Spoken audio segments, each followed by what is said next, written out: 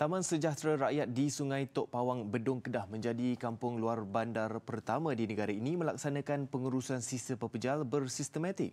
Menteri Pembangunan Luar Bandar Datuk Seri Rinah Muhammad Harun berkata, pelaksanaan sistem itu memberi peluang kepada penduduk kampung untuk menjana pendapatan melalui pengurusan sampah.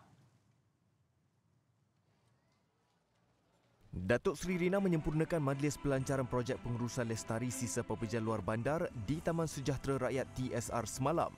Projek dilaksanakan Lembaga Kemajuan Wilayah Kedah (KEDA) iaitu selari dengan visi dasar pembangunan luar bandar 2030 ke arah mewujudkan luar bandar sejahtera.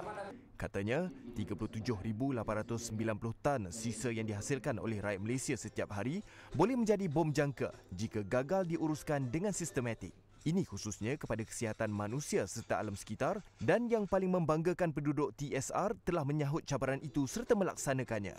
Dan ianya juga bukan saja dari segi pengurusan sampah-sampah ini, tapi kita janakan pendapatan daripada pengurusan sampah.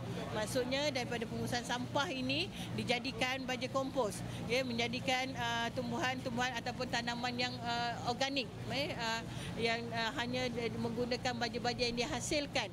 Dan bukan itu saja, kita juga daripada hasil barang-barang terbuang dijadikan kreativiti, kraft tangan.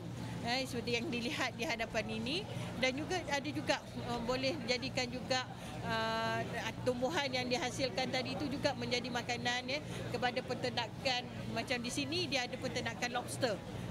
Beliau meluangkan masa kira-kira setengah jam meninjau kebun sayur dan pusat ternakan yang menggunakan bahan hasil pengurusan sisa pepejal. Melaluinya, sisa makanan dikitar semula sebagai baja cecair dan baja kompos, manakala bahan yang tidak boleh dikitar semula dibakar menggunakan mesin Escher yang beroperasi hasil kuasa solar. Hasilnya abu daripada pembakaran itu boleh digunakan untuk membuat bata pasir dan sebagai bahan campuran dalam pembuatan tayar. Menurut Datuk Seri Rina, semua aktiviti yang dijalankan itu memberikan pulangan kepada penduduk terbabit dan pada masa sama memastikan persekitaran sentiasa dalam keadaan bersih. Ini sekaligus membuktikan projek perintis di bawah Kementerian Pembangunan Luar Bandar itu boleh dijadikan ikutan oleh penduduk kawasan lain. Dengan memberi kesedaran dulu kepada penduduk kampung. Itu yang penting, kesedaran, awareness itu. Kalau tidak, ia akan hanya tinggal kempen. Kita nak program ini dilaksanakan oleh penduduk kampung sendiri. Itu yang penting.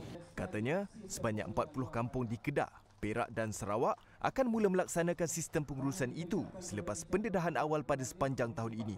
Ini kemudian akan diikuti kepada kampung-kampung luar bandar di Johor, Terengganu dan Kelantan. Sungai Tok Pawang ini yang diberi tugas untuk menjalankan operasi Asia Musim dan memastikan Asia Musim ini berfungsi dengan baik dan berjalan.